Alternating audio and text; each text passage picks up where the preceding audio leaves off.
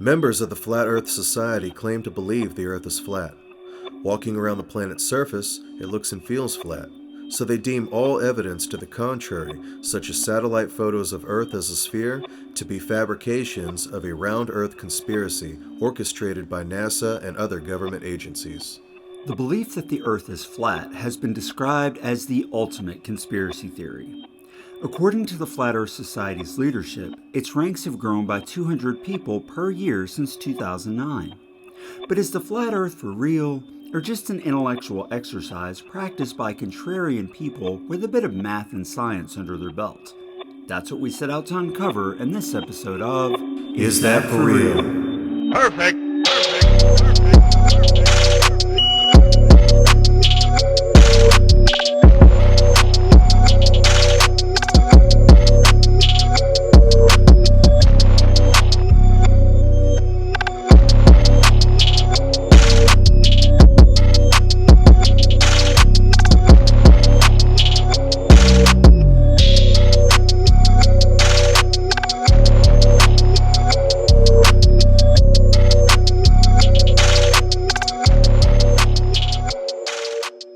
So, there's a little background for you.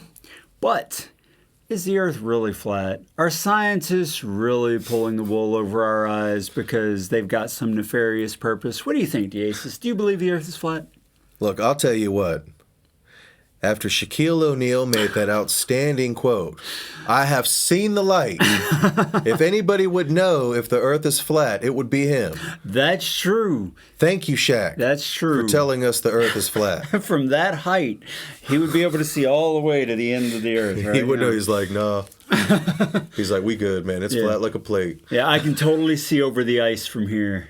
Because, they believe, flat earthers believe, generally speaking, that the Earth is, it's flat, but it's a disc. It's a round disc, like a circle, that's surrounded by a wall of ice, and no one's really sure what's on the other side of the wall. God. And they say that's what people mistake for the South Pole, and that the North Pole isn't like a real thing. If I'm remembering right, it's it's a very deep rabbit hole.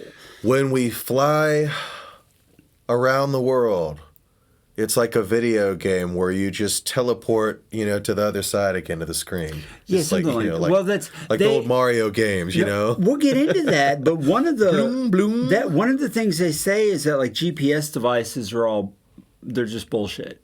Like there you have it, folks. They're designed to lead people flying the planes, and there is no such thing as GPS. Well, that's also a lie. They say that it's a lie. It's a big conspiracy. I am not here right now. It's the greatest conspiracy on the planet. Like they say that the GPS leads them in what they think is a straight line, but it's actually curving them around the world. Now, but now let's before we make too much fun, I do want to say this. I get it a lot more now, having done all the research. I understand why people who are inclined to not believe institutions, people who are inclined to fundamentalist creationist religion, I understand why they don't trust what scientists say. And I'll tell you why, because this is a huge, deep rabbit hole. It really is. Yeah. Now, let me say up front, I do not believe for 1 second that the Earth is flat. I'm just saying that I get it. In going down this rabbit hole, I also ran across a little bit of information about the geocentric belief. And that's just the belief that the Earth is the center of the universe, as opposed to the Copernican belief that the Earth is just some random planet, some random part of the universe. And I didn't know until doing this research. I found that interesting, so I took a little sidebar to read about that. And there's two quotes that I want to draw your attention to.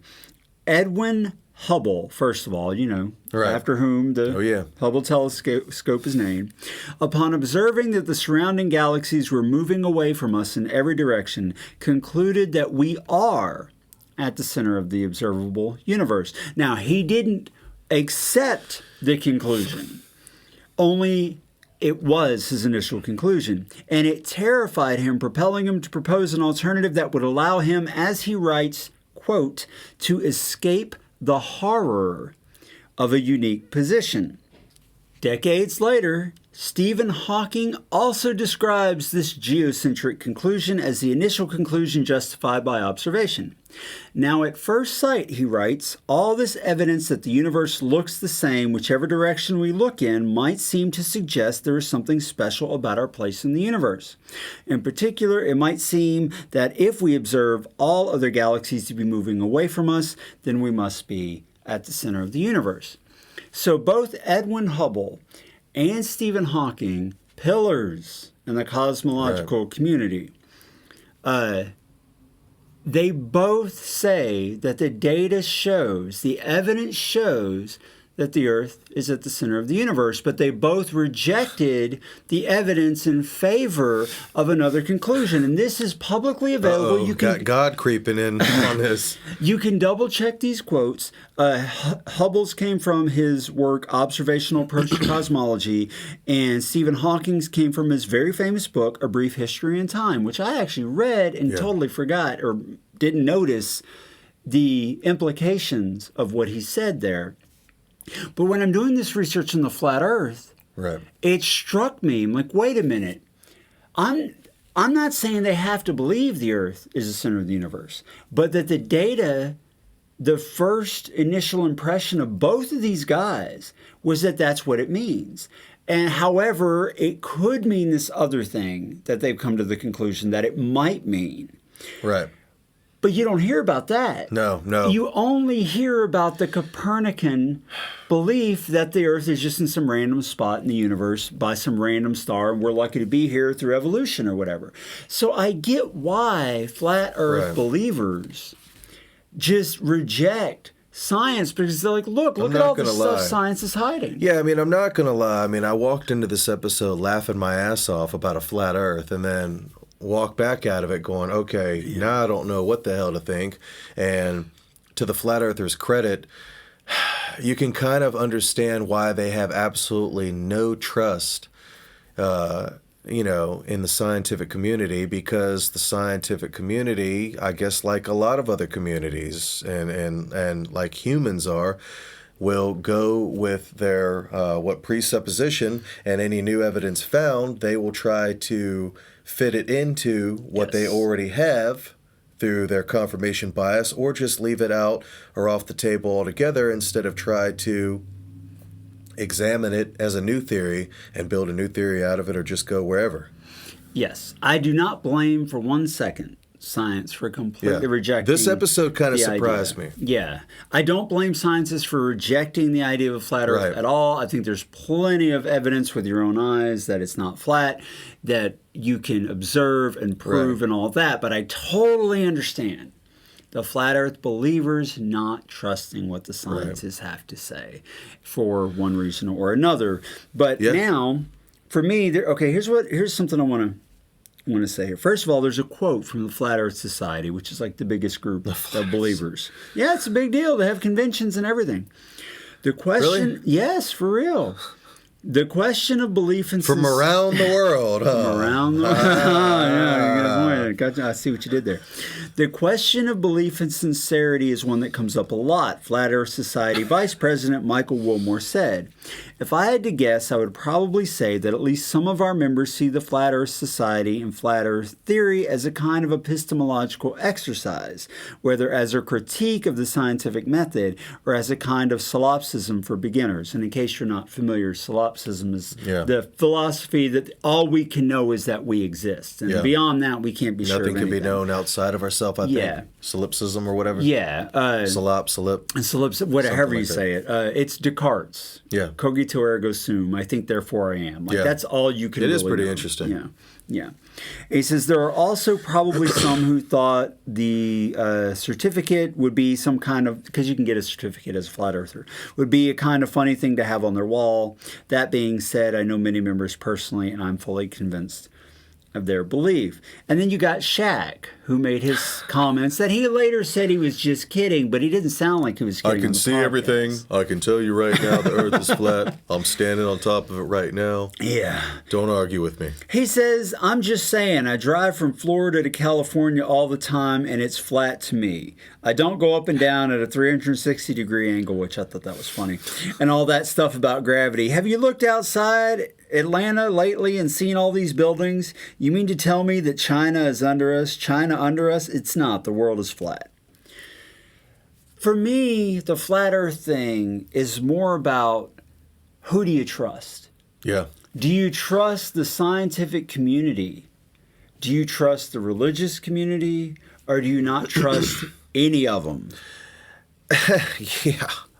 It says more about trust, institutional trust, I think, than it actually says about the science behind what they're trying to say. Well, I guess from the creationist standpoint, the flat earth standpoint, these are people who have degrees, who have been out here and have seen this stuff that we have not been able to verify for ourselves. And we know that the scientific community and people who work in that field have been dishonest in the past, and they're certainly smart enough and have the technological and financial means to do so. So it goes back to maybe them feeling, well, why should we trust them? Yeah, really, it comes down to that. And that's what it's about. How many people really believe that the Earth is flat? I'm just lost. I mean, the thing is, we fly. Do we not fly around the world? Airplanes go around the world all the time, stopping in China. Next stop, Alaska. Next stop, New York. I mean, come on, man. They have explanation, and that really got you. Man, you go to the Flat Earth Society website, you can find explanations for almost everything. And we'll go through some of what they say and the evidence for some of the stuff, and then all the evidence against. The map was interesting. The map. The moon with the map and it's spinning around the flat. I mean, but the thing is, here's the part that just, okay, fine, we're at the center of the universe. All the other planets are round. They have so we're flat. For that. We're a quarter. We're like a coin, and everything's revolving around us. All the other planets are round, but we're flat. You need to spend more time on the Flat Earth Wiki. Oh, whoa, They have explanations for all this stuff. I need to join the Flat Earth Society. It is a flat like a table. Before we get into more detail about that, let's run this segment, because I looked up the numbers about how many people really believe this stuff and what that says. So let's roll that, and then we'll talk about it. A YouGov poll conducted in February 2018 was the first systematic attempt to assess the American population's view on the shape of the Earth. According to YouGov report, when asked, "Do you believe that the world is round or flat?" 2% of the 8,215 respondents chose, "I have always believed that the world is flat." However, when Scientific American asked YouGov for the data from the survey, they received a spreadsheet reflecting data for 10,374 respondents, of whom only 1.28% preferred the "always a flat earther" response. Another article in Scientific American discussing the results also referenced a 2016 survey finding that 27% of Americans don't accept heliocentrism, the belief that the Earth revolves around the Sun. 48% don't accept common ancestry of humans and non-human animals, and 61% don't accept the Big Bang as the origin of the universe.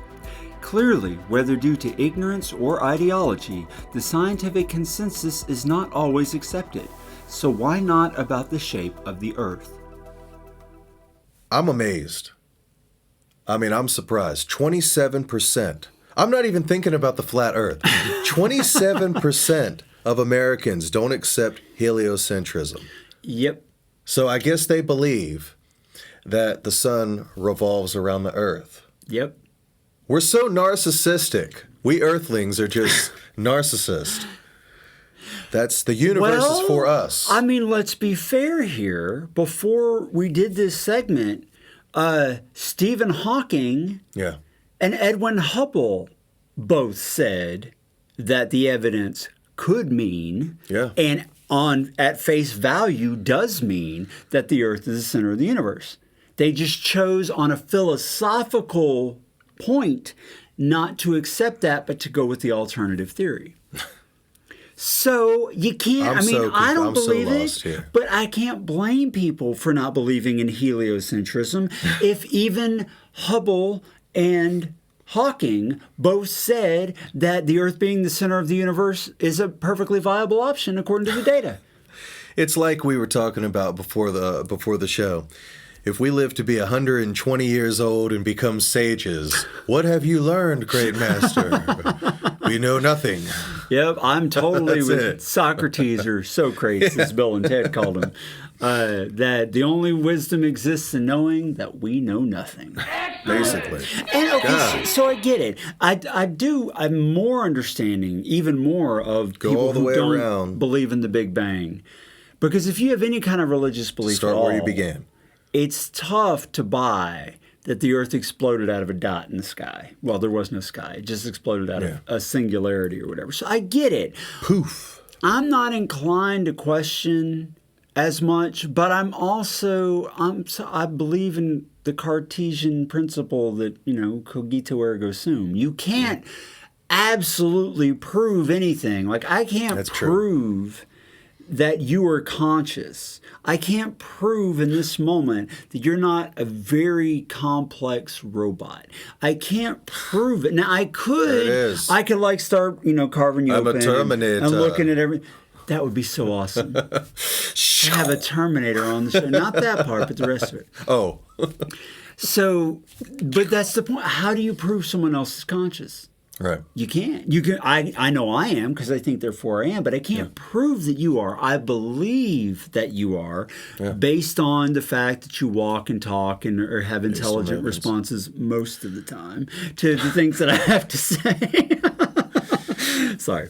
I am made of wisdom and nothing else. So big, huge things like the Big Bang Theory, I get it. You can't look out your window and see the Big Bang being proven.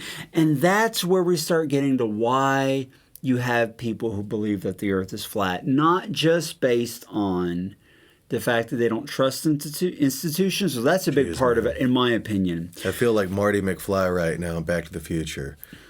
Whoa, this is heavy. This is heavy. Say, whoa, Doc, this is heavy. But seriously, you walk outside your door, you drive to the grocery store. Does it feel like the Earth is spinning at an incredible rate and flying through the sky around the sun? No. Does it feel round? Feel like it's moving at all. No, it feels flat. It feels still. It doesn't feel your senses. How does the Earth feel as small as we are? How does the Earth feel round? Yeah. That's what I want to know. Well, it's because... I think that's what Shaq said, right? Yeah, it's such a tiny curvature in comparison, like per mile. I mean, what do? Take like 5 steps down the street. Whoa. Yeah. Whoa, hold on a minute. It's only 5 feet of curvature per mile. It's that much? You can't notice that. If you walked for a mile, you wouldn't notice that slow. I'm going to be honest. That sounds like a high number, but it's not. It's 0.1 degrees. It's this tiny, 5 feet of curvature. Your senses can't even recognize that small of it. I thought it'd be like 1 inch of curvature. Yeah. Per like 10 miles or something. 5 feet drop. I think I got that right. I might have it. It might only be a few inches, but it's far too small. You're right. Far too small for your senses to pick up the fact that there's a curvature. So when you walk outside and you go to the store and you're going about your daily whatevers, it doesn't feel like the Earth is round. It doesn't feel like the Earth is spinning, as it were. It doesn't feel that way. So if you don't have the background in science and physics, it's like I said, it really comes down to who do you trust? That's right. Now, who do you trust? Do you trust the scientific community, or do you trust the church that you go to if it's a fundamentalist creationist church that believes in the flat Earth? Or do you not trust anybody, and so you're more inclined to believe the most outlier opinion? Well, and I'm glad that you brought that up because for the people watching who are wondering where the hell this flat Earth idea came from, by and large, not completely, because there were other mythologies similar, but in the Bible, Genesis 1:1. Yeah, I think it was not Genesis 1:1, but Genesis chapter 1. The first chapter, yeah. Right. It talks about a firmament. The firmament, yeah. That seems to indicate that the Earth is flat and has this, Think about the word firmament, a solid dome around it. Right. That's what they believed. And also, there's scriptures in the Bible that talk. Now, some people will say that it means sphere. After doing the research, I don't personally think that they meant sphere when they talk about the circle of the earth. The Hebrew word is chug. Chug, I think it's chug. Yeah. Hebrew word is chug. I think it's Isaiah talking about those dwelling above the circle of the earth. Right. So this is a very large part of where flat earthers base a lot of, I guess you could say, the thought process or the presupposition that the earth is flat. Because it says regarding God, there exists one. Right, dwelling right above the circle of the earth. Yeah, he was dwelling above the circle of the earth. Circle indicating that maybe Genesis 1 is correct when it talks about this firmament and that it's a flat circle and there's a dome over it. Now, it sounds crazy, I know, to a lot of people out there, but this is, I think, if I'm representing them fairly, this is what the flat earthers think. A lot of them think. The ones who believe in a flat earth for religious reasons, absolutely. Right. But there is an entire and the sun and the moon spin around above it, kind of like some kind of a canopy. Yes. That maybe God made or somebody made. And also mentioned in Genesis, the luminaries. Yeah, the luminaries, yeah. So, sure. But there is an entire camp that believe, not for religious reasons, but for other reasons. They say scientific reasons. I'm more inclined to think that those are the people with the trust problem. Yeah. And then there's other people. I feel like it's scientific to justify. What were you saying? You were saying the word earlier when they tried to adapt it in or put it in. Oh, yeah. What's it called? To patch and prove. Patch and prove. I feel like the Christians here, the flat earthers, use the science to patch. Yeah. Or insert, to try to make it make more sense, basically. Yes. That's kind of what I personally feel they may have done. And now the first objection that comes up is, well, what about all the pictures? We got pictures of the Earth from space. It's all fake. As flat earthers will tell you, it's all fake. It's all photoshopped. None of it's real. There is one flat earth video that I saw, and it's somewhere on YouTube. It's got like Bible scriptures being quoted in the background, and the earth looks flat in it. I don't know if they, modified that video, but the earth did look flat. Tripped me out. What you were saying earlier about airplanes, they believe that GPS devices are rigged to make airplane pilots think they're flying in a straight line around a sphere when they're actually flying in circles above a disk. The motive for the world government's concealment of the true shape of the Earth has not been ascertained, but flat earthers believe it is probably financial. Quote, in a nutshell, it would logically cost much less to fake a space program than to actually have one, so those in the conspiracy profit from the funding NASA and other space agencies receive from the government. The Flat Earther website's fact page explains. I think another reason that they think the government would have this big conspiracy is, Christians and people who believe in the Bible, by and large, believe that man's government does not fundamentalists. They do not want people to get to know Jesus or get to know God. Yeah, it's all from the devil. It's all from the devil, basically. Because the devil brought Jesus to an unusually high mountain and offered him all the kingdoms of the world. That's all part of it. It's all like when you start reading about the religious reasons for belief in a flat earth, how could he see all the kingdoms of the world unless the earth is flat? That's true. Right? China was around at that time. Yeah. If the earth is round, I don't know how you're going to see China from Palestine. Now, of course, there are also other Christian apologetics that say, no, that's all. Or the Mayans. That all of that stuff is just symbolic. Like he symbolically, in a vision or something, saw the kingdoms of the world. When the Bible talks about the pillars of the earth, it's symbolism. Right. When it talks about the corners of the earth, it's symbolism. Like that's not literal. Right. But the fundamentalists who take it literal say that's proof that the earth is flat. Yep, and that's true. I have to go back to the reason why people don't trust the scientific community, because they have valid reasons not to. Now, I don't think that gives them the scientific proof to believe in a flat earth, but let me read you a quote from Scientific American. You can't get any more legit than that. Bjorn Eckerberg, if I'm saying his name right. Let me read this quote. The crux of today's cosmological paradigm is that in order to maintain a mathematically unified theory valid for the entire universe, we must accept that 95% of our cosmos is furnished by completely unknown elements and forces for which we have no empirical evidence whatsoever, which is dark energy and dark matter. For a scientist to be confident of this picture requires an exceptional faith in the power of mathematical unification.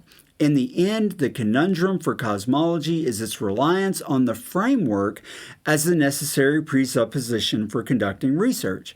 Contrary to the scientific ideal of getting progressively closer to the truth, it looks rather like cosmology, to borrow a term from technical studies, has become path-dependent, overdetermined by the implications of its past inventions.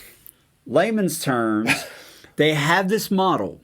They're sold on this model. They're hooked on this model. They're dependent on this model. So they will not look outside this model. And if something comes up that disagrees with the model, rather than look at the fundamentals of the model and say, are we wrong about the whole thing, they patch to prove. They patch the model to fit. He calls it layering, I think he calls it, or 95%. Adding floors to it.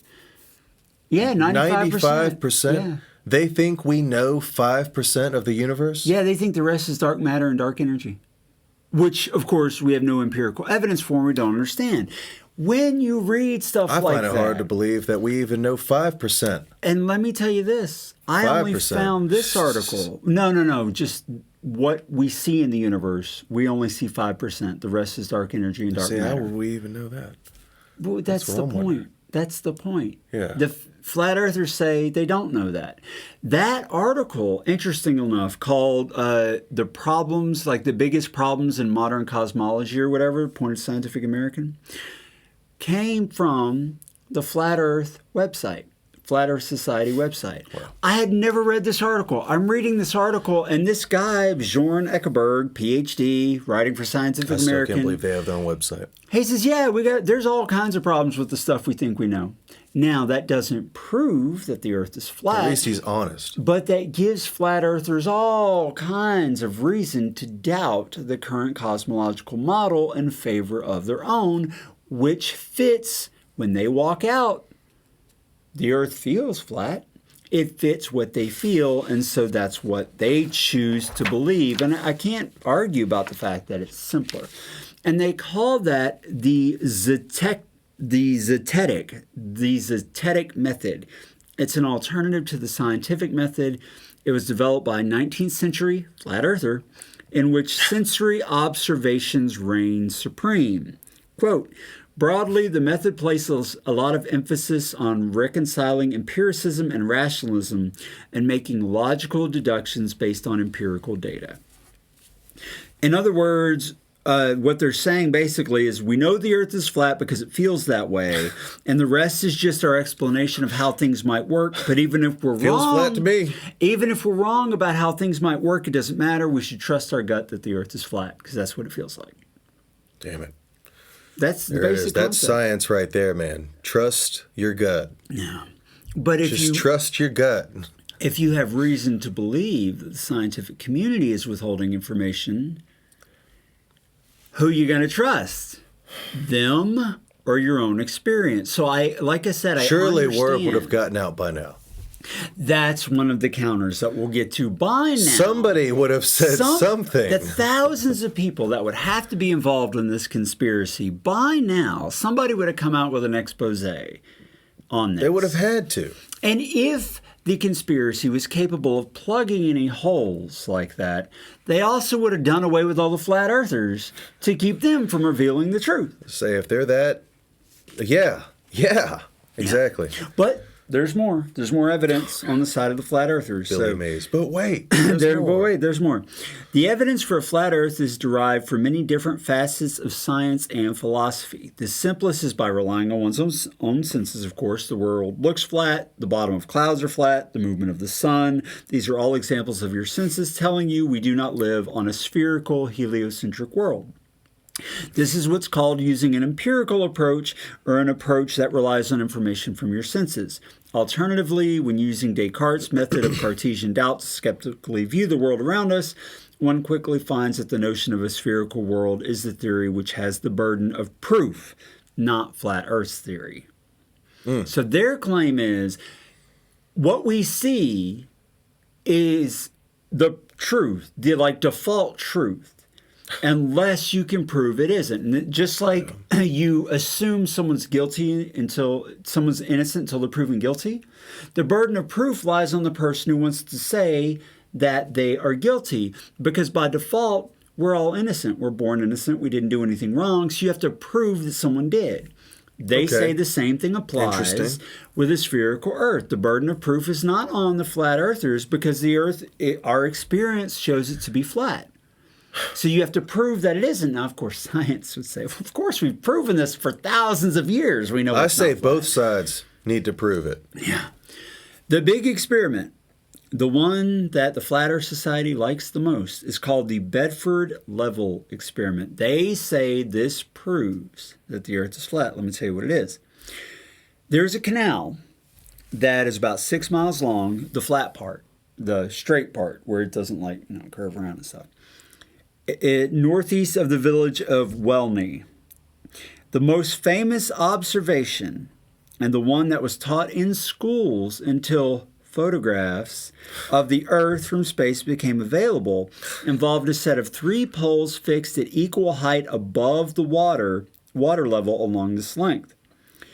As the surface of the water was understood to follow any hypothetical curvature of the Earth, the observation that the 3 poles aligned perfectly is evidence of a flat Earth. In other words, you've got a pole spread like one here, 1 3 miles in, 1 6 miles out.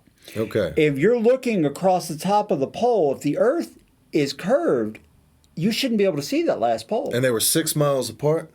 Yeah. No. The first one's near you. The second one's in the middle. The third one's at the 6 mile mark. So the farthest one is 6 miles apart. So the last pole should at the very least be shorter in appearance. Wasn't? No, they say you can see all the way across. And you can get on YouTube, and there's this one guy who has 37 experiments to demonstrate this, and even over longer distances. From longer distances, as far as I think the longest one was 7.5 miles, and he shows with the camera. His wife's holding up a not that. This one, the wife has a spotlight, right? And he's talking to her. You can hear it through the radio or the phone or whatever. And he's like, "Okay, turn on the light," and the light turns on. Okay. And he's showing that and he shows you his tripod that's only 2.5 feet off the ground, right on the water's edge. And straight shot, he can see the light, the spotlight, which according to the math of the curvature of the Earth, she should be 20 feet below the ground. He should not, below the horizon, I mean. He should not be able to see her from that far away, but he can, so the Earth must be flat. And the scientific explanation for that we'll get to in a little bit. But the bottom line is, from the flat earther's perspective, if he can see her, the spotlight, from that far away, and it's clear, and you can look this up yourself. I want to know if they've done them from longer distances. There was one that claimed 23 miles, but it's iffy. Right. Even flat earthers call that one into question. But this particular one, and this the famous one, the Bedford level experiment, even way back in 1904, Lady Anne Blunt hired a commercial photographer to use a telephoto lens camera to show the same experiment. Sure enough, flat. But there's reasons for that, and we'll get to it.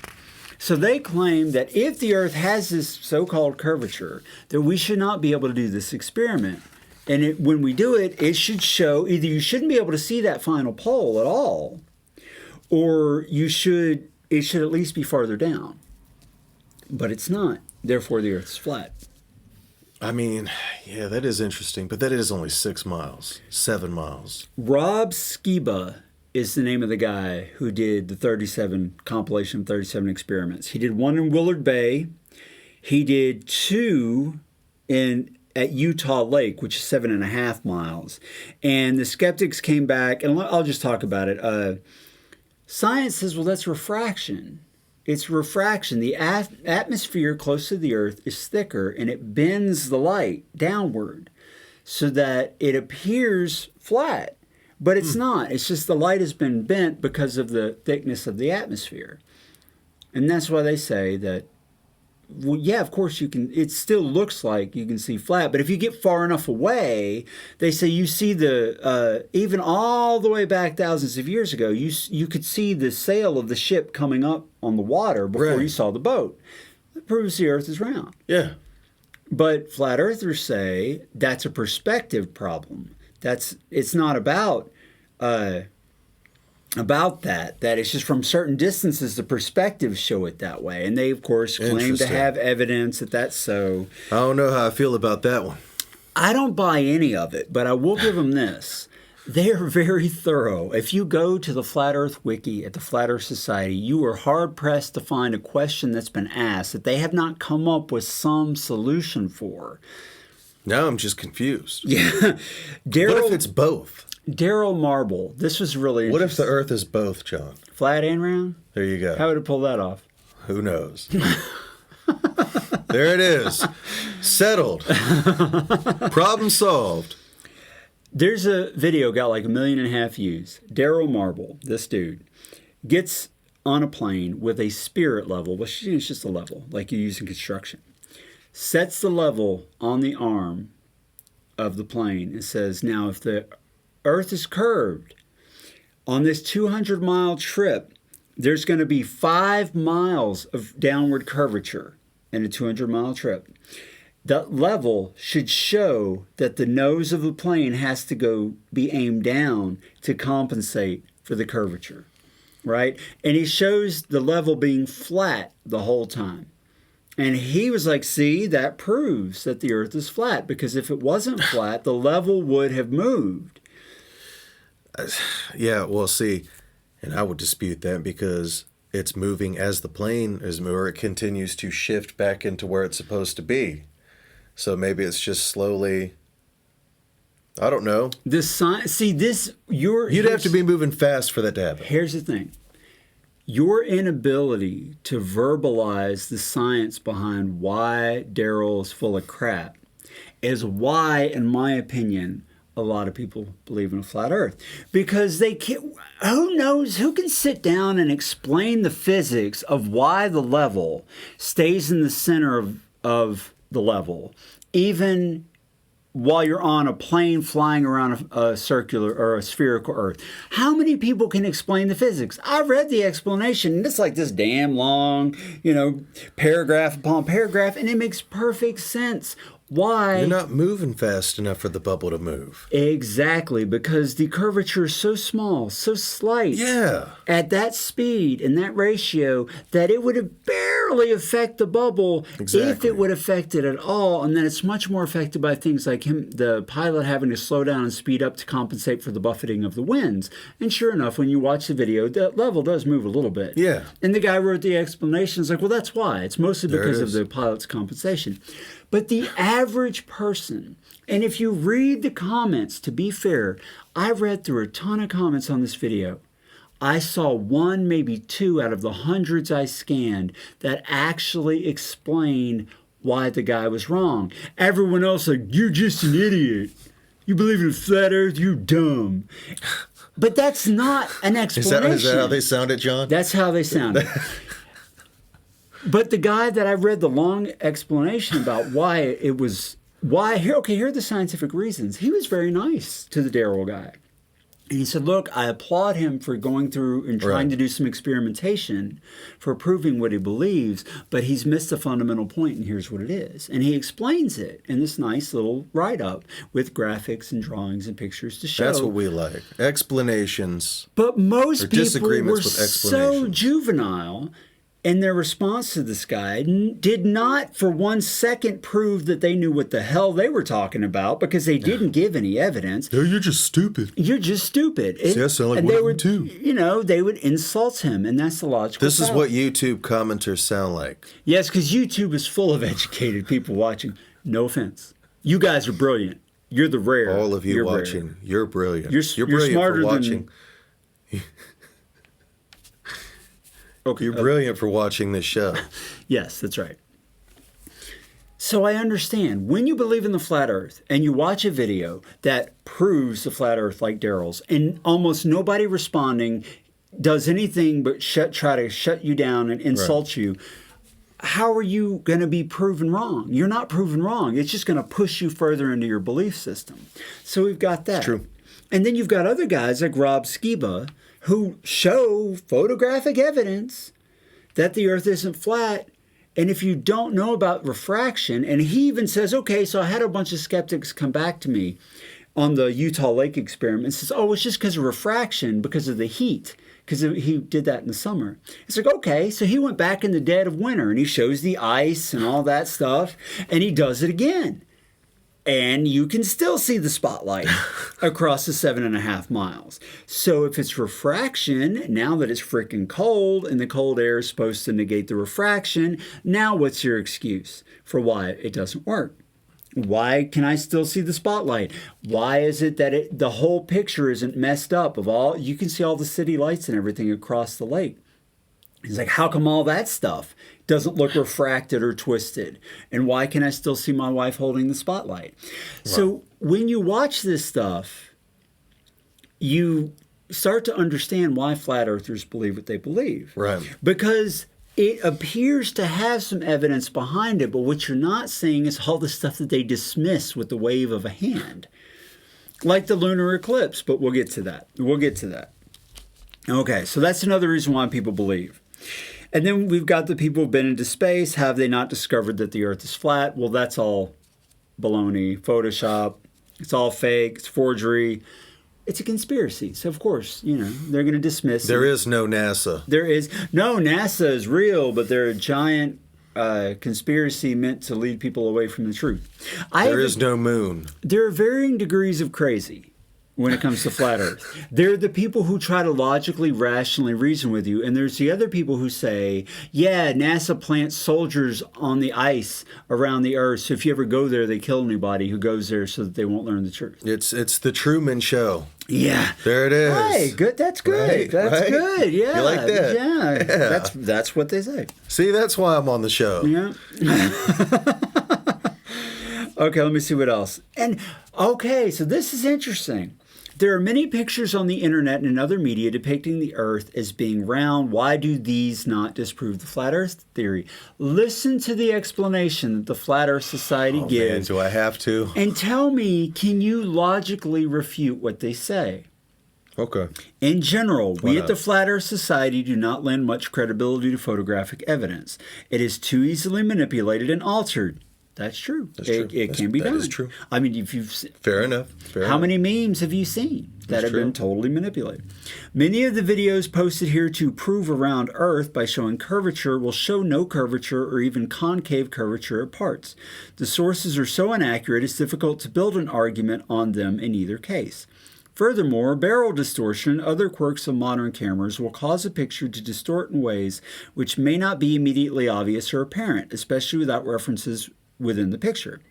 Photographs are also prone to distortion when taken through the bent glass of a pressurized cabin, as well as atmospheric conditions on the outside. With this litany of problems, it's easy to see why photographic evidence is not to be trusted. It's also worth noting that if a person were to look down at the Earth from high above, they would expect to see a circular shape where the sun's spotlight was shining. This explains why high-altitude photographs are generally curved to produce the illusion of a round horizon. Can you dispute that? Do you know enough about cameras and lenses and curvature and all this stuff to prove them wrong? Oh my God. How many people can go through and debunk now. this? That's my point. That's my point. I don't know what to do. That's why there are so many people who believe in a flat earth. Because if they already don't trust the institutions of science, and they have valid reason in some cases for not trusting the institution, and then they read something like this that sounds like these guys really know what they're talking about, and they don't see the evidence against it, it's easy to be swayed to the side that also distrusts the scientific community when you were already inclined to distrust the scientific community. I got the solution for everyone. What's the solution? For whoever believes that the Earth is flat, there it is. You've got all the evidence to know the Earth is flat. For everyone who believes the Earth is round, you got your evidence to believe the Earth is round. There it is. Problem solved. Everyone's happy. Yeah. There we go. I said, John, it's both of them. It's never ending, man. It's never ending. It's flat like a pancake and round like an orange. They have explanations for the day and night cycles, for season cycles. They have explanations for gravity and what appears to be gravity. What if the sun and the moon are flat too? Well, they say those are actually orbs, but they're much, much smaller. You know the little thing in the cribs that just kind of float around, you wind it up? Yeah. There it is. We figured it out. As a passenger on an aircraft, how is it I can see curvature of the Earth? Quite simply, you cannot. If the Earth were round, one would need to observe it from an altitude of 60,000 feet in ideal atmospheric conditions to have a clear view of the supposed curvature. Commercial aircraft do not fly this high. Generally, cruising altitudes vary between 33,000 and 42,000 feet. I'm going to take a trip. I'm going to pay for a trip to go in space just to find out what the hell is going on. I'm telling you, dude, they've got an answer. Fly up here like, what's going on here? They have an answer for everything. Now, scientists debunk the answers if you trust the science. If you can believe that. If you can believe that. So you have to believe. The bottom line is, I'm serious, man. This is for most of us, it's not an issue of fact or scientific fact, because most of us don't understand any of this shit to begin with. We really don't. It's a question of who do you trust. And I am more inclined to trust the scientific community over the religious fundamentalist community and over the conspiracy theorist community, whereas someone else is less inclined to trust the scientific community and more inclined to believe the fundamentalist community, maybe because they're fundamentalists, or they're more inclined to believe the conspiracy theorist community because they don't trust the government or whatever. So it really comes down to who do you believe? None of us. I dare say 99.5% of the people walking around on this flat or spherical planet don't know how to prove it one way or the other. And so we trust the people that we trust. So because most of us don't know how to explain it, we're going to go with whatever institution or counter-institution that we trust. And that's really where it comes from. I really think that's why people believe in a flat earth, just because they don't trust science. What do you think? I can see why the flat earthers, like you said, I can see why. We know that they haven't always been honest either. To be fair to the flat earthers and to people who dispute mainstream science, they have sometimes been known to be intellectually dishonest, whether they try to or not saying anybody has any bad intentions, but sometimes they are human like everyone else. They have confirmation bias, and like we talked about earlier, they will try to patch things just like anybody else will try to patch something that they're truly convinced of. I'm not even saying that they're trying to do it as much as they truly believe it. So they're going to naturally follow that line of logic because they're convinced of it. Just like Hubble and Hawking were predisposed to believe in the philosophical idea that the Earth is not the center of the universe, even though the actual known evidence could go either way. They chose their philosophical side, and who do you trust? Yeah. But there is a lot of science that we can do as normal human beings to show that the Earth is not flat, and we'll cover that next. All right, so listen up, because you don't want to miss what's coming up next. It was so important to us that me and John actually decided to get dressed into something different just to do this part. So listen up. Yes, I'm completely differently dressed in a sweater that's basically a different color, but otherwise exactly the same. You got like all these sweaters. I have to start calling you Cosby. Well, up here, don't you? At least they, well, they don't. Okay, you don't have the ugly sweater. He is the inventor and the architect of the ugly sweaters. Hey. I mean, I do have an ugly Christmas sweater, though. I got my first one this year. I know. Yeah, it has. I love that way. Yippee-ki-yay, Die Hard. It's a Die Hard sweater, ugliest thing. I went to my first ugly Christmas sweater party this year. I mean, I got to say, it was one ugly-ass sweater. It was indeed. I did well. Props. If I'm going to buy an ugly Christmas sweater, it's going to be an ugly damn Christmas sweater. I'm not going to pull any punches or, I was literally at a restaurant. And a guy walks in, because it was ugly. It's ugly sweater. I walked in. I walk up. We're waiting in line, ready to eat. I was like, damn, man. That sure is one ugly-ass sweater. He's like, oh, hey, thanks, man. We live in the first age where telling someone that their sweater is ugly is a compliment. Yeah, that's awesome. There's one thing I like about our era. Yeah, I do like that. But the real reason why we're in different clothes is because we had to film this segment separately. We had to break at the end of all the evidence for the flat Earth. Yeah. And now we're going to go into all the evidence. It was just too much for us. It was a lot.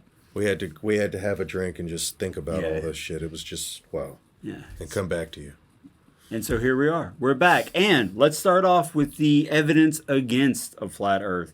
The first piece of evidence being that there are many thousands of images and videos of the Earth from space, including a continually changing live stream view of the globe from the International Space Station, not to mention all the astronauts who have personally seen the Earth from orbit. To which... Lies. All lies. And my problem with the lies, all lies defense, the conspiracy argument, is that there's no evidence of that. Yeah. Surely by now, the massive number of people that would be necessary to perpetuate a conspiracy of, dare I say, cosmic proportions. I like that. Someone would crack. Someone would, put the evidence out there. Someone would do the expose on 2020. Somebody would be getting shot and killed. Somebody, Somebody's dying.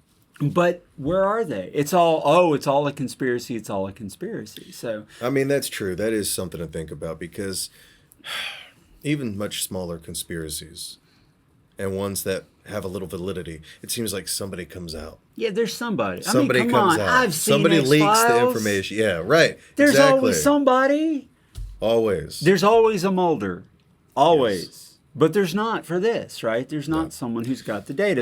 And there's a lot of people that know about this just because there's a lot of people that go to space. Right. There's a lot of people that work in the military. There's a lot of people that work in all the militaries all over the world. Surely somebody would be like, holy shit. Yeah. That's what I think. So I find that whole it's a conspiracy argument not much of an argument, personally. I mean, So that brings us to the second point. Evidence of a spherical Earth is visible to the naked eye. By the time of the philosopher Socrates and his student Plato, many Greeks understood that the Earth could only be a sphere. Sailors would have noticed that the sails of approaching ships appeared before the hulls of the ships became visible because the surface of the sea is slightly curved, like the surface of an enormous ball. When you sail toward a ship, island, or lighthouse, their tallest points are the first thing to peek up over the curve of the horizon. These lots of videos of this. That's true. Go look it up. Tons of videos of this. They even do like that eclectic scene in movies, where you see something coming over the horizon. Yep, that's true. Yeah. They're like, oh no. Yep, that's a fact. The victory music starts playing. Always the victory music, that very dramatic with the big drums, kettle drums or whatever they call them.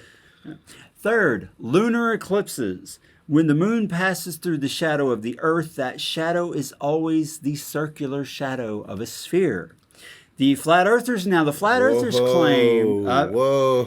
FE's got a response. Flat earthers claim that there's a mysterious shadow object that orbits the sun and occasionally passes in front of the moon, causing the eclipse. But there's a big-ass quarter in space, guys. This is interesting. This is the response to that response. In a post on the Flat Earth Wiki, which is the website run by the Flat Earth Society, the conspiracy theorists offer no description of the so-called shadow object, no details about its size, shape, composition, or origin. Big-ass shadow person. Yeah. Hey, we did that episode. Like peekaboo.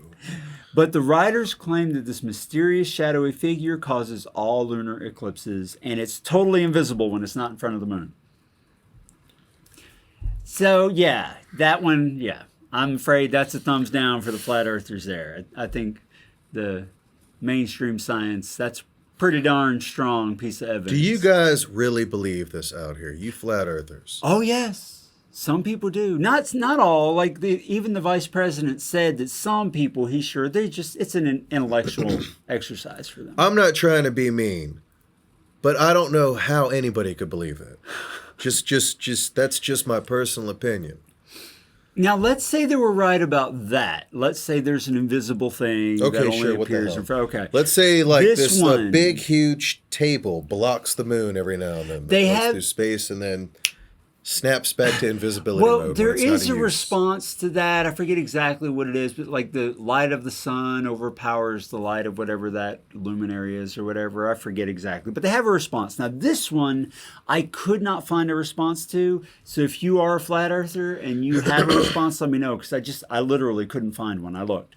Definitely. Stars change as you move from north to south.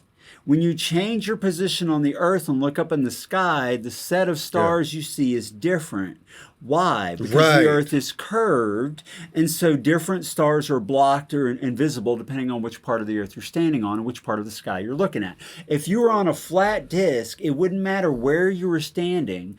When you look up, you'd see the same stars. It would seem, because it would seem, okay, fine. Let's say you're in China, we're in America. That's about the other side of the planet. You should be able to look way over there and be like, okay, yeah, the stars are over there on that corner of the Earth or that side of the whatever. But yeah, you should see the same set of stars on a flat Earth. You should, but you don't. So why not? If you've got, could not find that one on the Flat Earth Wiki. Flat Earth Wiki is pretty darn extensive. They have answers to like every other question I could throw at it, but I couldn't find that one. I want to see someone explain that one. Yeah, I'm interested. I legitly want to see, if legitly is even a word. Yeah. I legitly want to see someone. Exactly.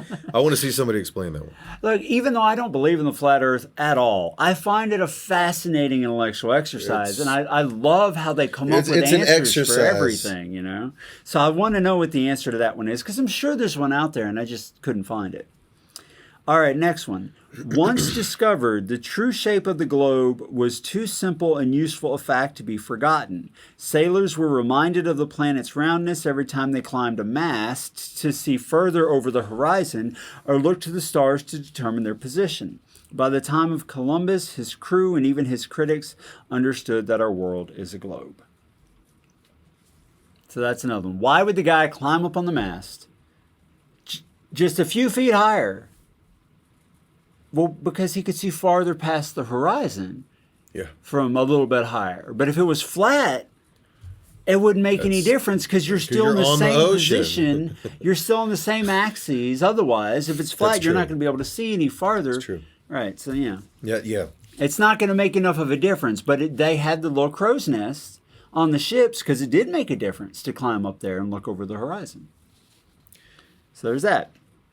All right, another one. The people who make these claims are not always sincere. There's a long tradition of humorous trolling by people who merely pretend to think the earth is flat. However, and that's true, you see those.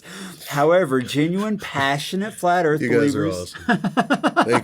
Thank you. Trollio. Passionate flat earth believers certainly do exist. They typically base their beliefs on two things: intuition and fundamentalist religious faith. The world seems pretty flat when we go about our daily lives. I believe... Okay, go ahead. All right. The Bible also contains passages that suggest that our world could be a flat surface covered by a dome, the firmament. That's true. Yeah, that is true. That is true. Yeah. So, throughout the 19th and 20th centuries, flat eartherism was primarily motivated by biblical literalism. Believers saw the globe and astronomy as threats to faith. No one can believe a single doctrine or dogma of modern astronomy and accept scriptures as divine revelation. That's a good point. 19th century flat earther author John Hamden. That's a good point. Yeah. Because I feel like the ultimate argument here is about science discrediting the Bible, God, and older religions that, that came from. And I feel like that's ultimately what the argument is about here. Yeah. The vast majority of flat earth people I have come into contact with online have believed the earth is flat because the Bible says so. I mean, the Flat Earth Wiki says that not everyone who believes in the flat earth does so for religious reasons, but they do acknowledge that that is one of the reasons why people believe. And my personal experience has been that pretty much everybody who believes the earth is flat did so on religious grounds more than any kind of scientific grounds. I feel that way too, honestly. That's been my experience. I think that too. Not saying everybody out there is. That yeah, believes sure, in this, sure. But I feel like it largely stems from the Bible. There's religion and the trolls. Trollio. All right. Okay, next one. This one was interesting too. Aaron. Gravity explains why Earth and other planets are round. Mass attracts other mass, and the more matter a forming planet attracts, the stronger its gravitational pull toward the center becomes. A sphere is the natural outcome of these forces. Left to itself, a disk world would collapse under its own gravity, forming a sphere like other planets, large moons, and that's stars. how I feel too. It's like, okay, so all the other planets around us are spherical. And then all of a sudden you get to Earth and we're a quarter? Yeah. Yeah, that's one of the arguments. Or a quarter pounder, however you want to look at it. Why is the disc different and not round? However, Flat Earth Wiki's got an answer for that one. Here they come. They're coming right back. Coming right back with that bullshit. Flat Earth Wiki says, the Earth isn't pulled into a sphere because the force known as gravity exists in a greatly diminished form compared to what is commonly taught. Another conspiracy, my friend. Oh, there it is. The Earth is here. Now, this was interesting. I like this. Here we go. This was cool. I want to hear it. Let's hear it, John. The Earth is constantly accelerating up at a rate of 32 feet per second squared, or 9.8 meters per second squared, which that's how fast things fall to the Earth. The Earth is because of gravity. Up. Yeah, the Earth is flying. So we're an elevator now. Wait. Yes, we are a giant cosmic elevator. Wait, listen why. Listen down. They got more. This constant acceleration causes what you think of as gravity. Imagine sitting in a car that never stops speeding up. You would be forever pushed into your seat. The Earth works much the same way. It's constantly accelerating upwards, being pushed by a universal accelerator known as dark energy or etheric wind. And I guess the planets are coming with us, and so is the sun, or... I didn't quite catch how does that work? It's like Outcast. We're moving up like elevators. Yeah. Now, one objection to that was eventually you would reach the speed of light. What if we hit the damn roof? Well, according to Einstein, the universe is curved space, so you would never hit. You would always. I know. That's what I'm saying. And also, according to special relativity, you can never actually achieve light speed. you keep getting fractionally closer as you speed up. So you could theoretically accelerate forever and never reach light speed and break the barrier that That's a long trip. relativity allows. I mean, do you flat earthers really want to go on a trip forever? But you gotta admit, never ends. That's a pretty cool theory. A trip of bullshit. All right. Here's some more. Okay, let's see. All right. Right, Can I get some popcorn? Yeah, we've already talked about the anti-conspiracy like 3D stuff. glasses? Like... Oh, here we go. Like other creationists, flat earthers base their arguments on perceived flaws in mainstream science while ignoring major problems with their own claims. They do not provide scientific evidence for the radical alternative model, though they would disagree with that. Nor do flat earth models explain the broad range of natural phenomena that are well explained by the modern scientific understanding of the globe and its place in our solar system. Planetary formation, volcanoes, tides, seasonal changes, the phases of the moon, plate tectonics, earthquakes, the coldness of the poles, the magnetic field that compasses rely upon, auroras, and so on. Now, I have to take exception to a couple of these things because seasonal changes and the phases of those things are actually on the Flat Earth Wiki. Not all this stuff is, right. But some of it is. So they do have answers for some of this stuff. And I'm sure now that our most awesome show is out, they're going to come up with answers for the rest of them and put them on the wiki. Here they come. No. But that's a good point.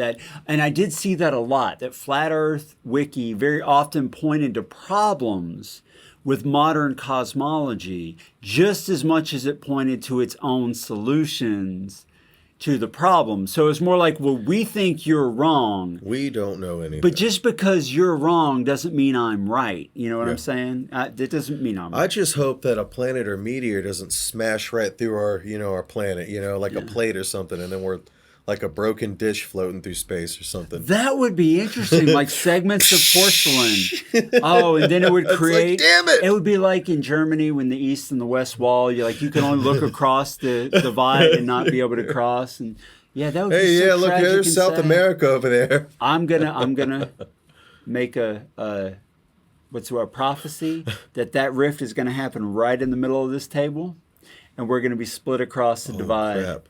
Yeah. Forever. Yeah. Drifting farther and farther and farther apart, like the logic in this episode. All right, here's another one. This was also very interesting too. Flattening the globe would severely distort the shapes of oceans and continents and the distances between them. This gets back to what you were talking about flying. Most notably, all proposed flat Earth maps greatly expand the distances between southern landmasses. Countries that are relatively close together on a globe would be repositioned many times further away on opposite sides of a flat disk world. In reality, for example, the distance between the northern countries of China and the USA is similar to the distance between the southern countries of Australia and South Africa, and so are the flight times to travel between them. That would not be true if flat Earth maps were accurate, because if it was flat, they would be much farther away, and the time travel between them would be much longer than it is.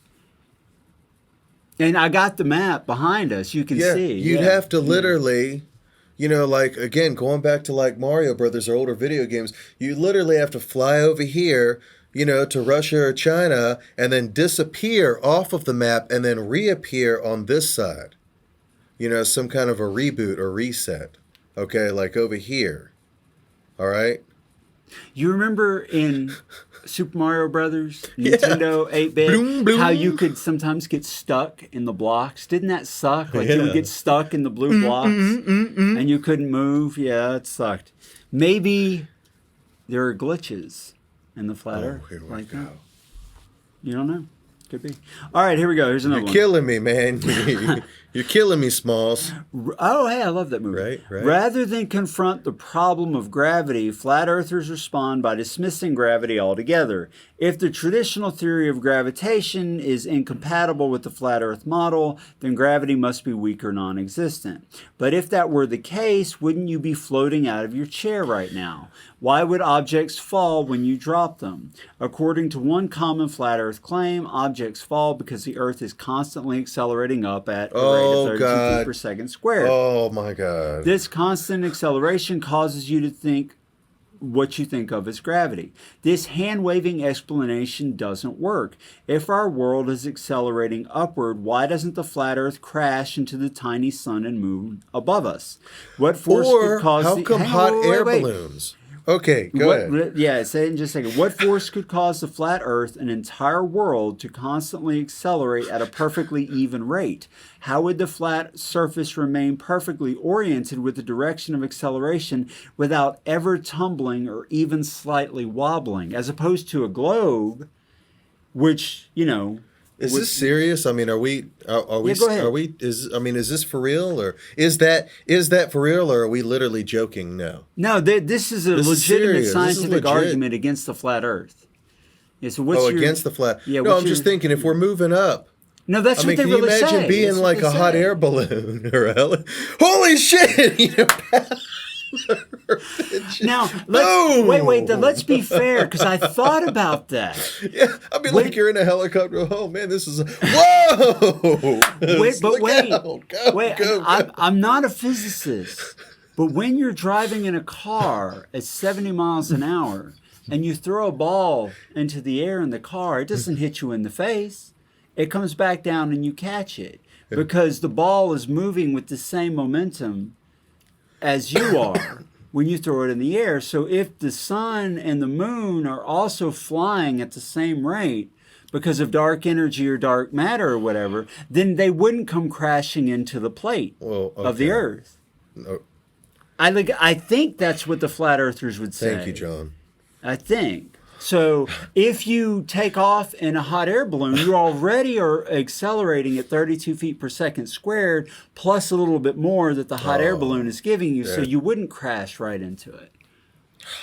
Silly me. I think that's the explanation. Just so sorry. Carry on. But the wobbling part's very interesting because why doesn't it even wobble even a little bit? Yeah. Or why doesn't it break apart? Yeah. Or why doesn't different gravitational masses on this huge mass, why are they not stronger in certain areas, causing disruptions or ripples in this? I don't know. So maybe they would say that's what earthquakes are. I don't know. That's just, I don't know. I don't know. Just saying. Okay. All right, here's another one. Okay, whoa. Here's Really? another one. Will Moore and the Society's president, a 35-year-old Virginian-born Londoner named Daniel Shenton, both think the evidence for global warming is strong, despite much of this evidence coming from satellite data gathered by NASA, the kingpin of the round Earth conspiracy. They also accept evolution and most other mainstream tenets of science. If science is so conspiratorial, why do the guys who run the Flat Earth Society believe most of the other stuff that's coming out of NASA and the scientific community? Guys, we're going to take another break. we can't even finish this episode. Yeah. Daryl Marble, the guy who got on the plane with the level, he makes a fundamental mistake in thinking that the plane's nose would have to be adjusted in large steps to compensate for Earth curvature when it's actually only a 0.1 degree amount of change across the Earth's surface, and that's so small that the change in the level would barely be visible at all. And if it was moving at that speed and it was a flat Earth, surely at some point it would hit it. I want to know how people go around the world still. Okay. Well, they see that goes back to the conspiracy thing. The GPSs are all rigged, and they make you fly around. And that's my biggest problem with the flat Earth stuff is that it requires conspiracy to be correct. Now, if it was just an alternative interpretation of all the data, I would have more respect for the theory. But because it has to invoke conspiracy to counter all this other evidence, it falls into what I'm always talking about, the unfalsifiable, which makes it lose all credibility, in my opinion. Because it's unfalsifiable. Well, it's a conspiracy. Of course you don't know. Of course it's a fake picture. Of course we never walked on the moon. Don't get started. You know, I was going to go there, John. we are going to cover the moon landing. Yes, we are going to cover that because that's a fun one. Because it didn't happen. Oh, Jesus. Yes, I know the guy with the cigar. We can build our own moon. Oh, that would be great. Right, the moon room, guys. We should totally build a moon room. We're like for that throwing episode, moon rocks back and forth to each other. We need to see if we can get slam dunking moon fake moon NASA suits from Amazon for that episode. That would be awesome. Great. I want a lightsaber. I want a What's red. that have to do with the moon landing? I want a red lightsaber. Damn it. Oh, what's his name on Spaceballs? Oh God, Dark Helmet. Dark Helmet. Oh yeah, yeah. We got to get a dark. That is why evil will always triumph, because good is dumb. Brilliance. Oh yeah, Brilliance. yeah. Okay, regarding Shack's statement, the Earth's roundness is not dependent on how transparent elementary schools are about Columbus' journey. Just because A is false doesn't mean that B is too.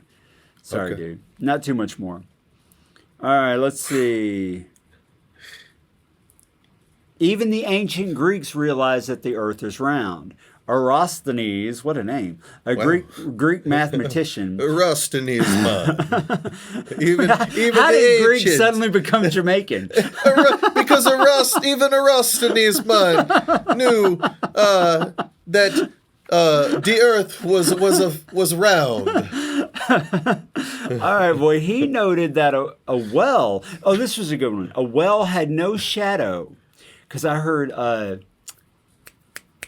what's his name? The famous guy. There's so many famous people. Socrates. How does that help? Played. No. No. Neil deGrasse Tyson. He talked about this one. Yeah. Okay, so Eratosthenes noted that a well that had no shadow when the sun was directly overhead on the summer solstice. He determined that if the Earth is a sphere, he could calculate the planet's size by looking at the angle of the sun at another location, so long as the sun's rays were parallel. In 240, Eratosthenes measured the distance between two Egyptian cities and calculated the angle of the sun at both locations. There was a slight difference between the angles. He used the data to calculate the Earth's circumference to between about 25,000 and 29,000 miles, and he wasn't far off. Earth's circumference is 24,873 miles. Or, for all us all of our metric viewers, 40,030 kilometers. So think about this. If the sun is directly overhead, the rays are shining down. He was right. Yeah. Shining down into a well, there's no shadow. But if the well is farther miles away and on a slight tilt because of the circumference, the curvature of the Earth, the sun's rays will hit that at a very slight angle due to its different position. And if you can measure the difference in the angles of the two impacts, then you can measure the grade of the direction, the position, of the curvature, and then calculate the size of the Earth, which he did. It's kind of genius. It's kind of a genius thing. Yep. All right, let's see. The ancients knew more than we knew. The Bedford level experiment, we already talked about this quite a bit. This was the 6-mile stretch with the 3 poles. Well, science says atmospheric refraction can produce those results. So they said that's the reason it's atmospheric refraction. But I have to say, that guy that took the imagery both in the summer and in the dead of winter when there was frozen ice and everything on the lake and still showed the same results, that was pretty cool. I'm curious to know what the refraction response is to that, because refraction isn't supposed to happen nearly as much in cold weather as in hot weather, but he did it in freezing temperatures, cold enough that the lake was freezing over on the edges. Yeah. So, I mean, that's interesting to know. I'd love to know the response to that one. How does refraction account for that? Because 7.5 miles. Exactly. That's a long way. So I'm trying to be fair, flat earthers. I'm trying. Guys. And then there was the Bishop experiment. Help us out. That one that was supposedly 23 miles away, but even the flat earthers were like, nah, that's baloney. There's no way he could have seen what he claimed he saw from that far. The bay that he's claiming he looked across, there's nowhere he can look that angle, blah, blah, blah. And even the flat earthers are like, look, we don't think he's being willfully or purposefully deceitful. We just think he got it wrong. So I'm just going to dismiss that one out of hand. So that's all the evidence against and the evidence for the flat earth. So, you any more convinced? I'm just so confused at this point about everything that I thought that I knew. Yeah. But I would be more inclined, me, and if I was, if I offended any flat earthers out there, I'm joking. Like a lot of my stuff, I'm just puns, okay? Trollio. Yeah, Trollio. But all jokes aside, and with all due respect, no. I mean, I still feel, if I had to decide between one or the other, I would say that the Earth, to our knowledge, is round. Yeah. And I say that because we're in the solar system with 8 or 9 or whatever, they can't decide, but quite a few other planets. That's a good way to put it. Quite a few other planets. That seem round to me. Yeah. And their moons and their suns or whatever. Just like, but the sun, it all seems round. That'd be pretty bad. Huh? Now, the flat their moons earthers and their claim, suns are all round. The flat earthers claim that the stars are actually much, much smaller than cosmology claims too. I didn't get too deep into that one, but that's another claim of theirs. So they're questioning everything. I would be more generous to the idea of the flat earth if it only relied on data without the conspiracy. Okay. If it was only an interpretation of evidence with an alternative explanation of that evidence, I would be more willing to give it a fair shake. But because it falls back on the conspiracy, that immediately makes it lose my respect. I'm going to throw another wrench in here. Throw another wrench in here. Is it a big ass wrench or like an Allen wrench? It's about like a 20 millimeter. It's a pretty good sized one. Okay, but not like a good plumber's crack pipe size. It's gonna probably do some damage. Okay, on the way down. Go ahead, chuck it in there. Okay, you're like, go for it. Okay, so if these planets, these stars, whatever, if the moon and sun is so much smaller, and the way that the flat earthers describe it all is that it's closer, right? Why aren't we going to them? I think I could be wrong here. Why aren't we going to the moon every 5 minutes? If we can take a space shuttle up there and it's literally that's a right good the question. hell there. I hadn't thought about if it's that. right the hell there, instead of not way the hell over there, why aren't we going to it every day? Hey, look, I'm on the moon, taking selfies and... Yeah, because it's supposed to be much smaller than mainstream science claims, but still it'd be big enough to walk on. Yeah. So you'd think they'd take some kind of a little shuttle up there or something. Yeah, if it's sitting there like swinging around above us on this flat Earth, why can't we just take a real, go up there, shoot, selfies and... What was the name of that crazy dude who was building that rocket that wanted to shoot himself up high enough so he could see that the Earth is flat? Oh, God. He was in California, I think. Yeah. He was a big flat I guess he earther. went out of orbit. Hey, what was the name of that movie where the guy built the rocket ship in his barn? I don't know, but... That was a good show. There's a Star Trek movie where they did it, too. Really? Yes. And I know what one you're talking about because I remember seeing that one too. What's his name? Billy Bob, was it? Yep. Billy Bob Thornton? Yeah. It was a good show. I liked it. I saw it on an airplane though when I was bored to tears. Show or is a movie? It was a movie. It's a movie. I thought it was a movie. Yeah. It was a movie. I forget what it was called.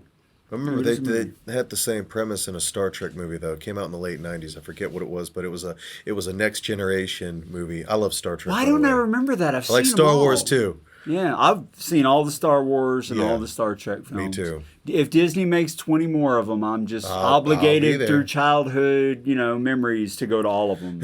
I will always go to Star Trek. in Star Wars. There you go. Always. Okay, so that's all the evidence. But we, of course, want to know what you think. So leave your comments beneath. And I know if you're a flat earther, you have a lot to say. Don't give us that flat earth crap. We are not experts, and I'm sure we misrepresented Kidding. something on both sides. So be sure to let us know if we got something wrong. In full transparency, willing to admit it if we got it wrong, no problem. And if you have like a fantastic If we got it wrong, we'll delete your explanation comment. for why for why the stars change depending where you go north and south, I'll pin that comment because I'm curious to know that one. I'll pin that. I want to know about the flat earth distance comment too. for How that. come we can't take a trip to the stars? Yeah, that's a good the one. moon Yeah, if the they're moon. closer, rotating around, whatever. Yeah, because in order to be a flat earth, you have to believe that the moon landing was fake too. Oh, you do? Yeah, because they don't think that any of the stuff that they claim about the moon landing was true. It's all NASA, so it's all fake. Here we go. So let us know. Don't forget to like this video if you liked it, to subscribe to our channel, and hit the notification icon so you'll be notified when we release new videos. And one last point, we have started a Patreon account now. There's a link below. As of right now, the only thing we're trying to do is raise a few dollars to advertise the show on YouTube. Yeah. So anything you want to do to support us, if you like the show, we appreciate it. And of course, we have some bonuses if you do support us. Regardless of the level you choose to support us on, we will shout your name out on the show the first time after you support us. If you support us, that's the $5 tier or above. If you support us at the $12 tier, we will put your name in the video description as a supporter, and in addition to shouting you out. And if you support us at the $25 tier, we will put your name in the videos. We'll have a support level ending. Take us on vacation and give us $1 billion, and we'll give you a shout out on the show. But if you do the top level, we'll give you the shout out, we'll put your name in the description, and we'll put your name in the videos itself. So if you support us, we really appreciate it. And again, we'll use that to promote the show with ads to grow our subscriber base, which is increasing, and we're happy about that because we're already spending some money putting some ads out there to get the show growing, and it's working, so we're happy about that. Yeah. And as always, thanks for watching.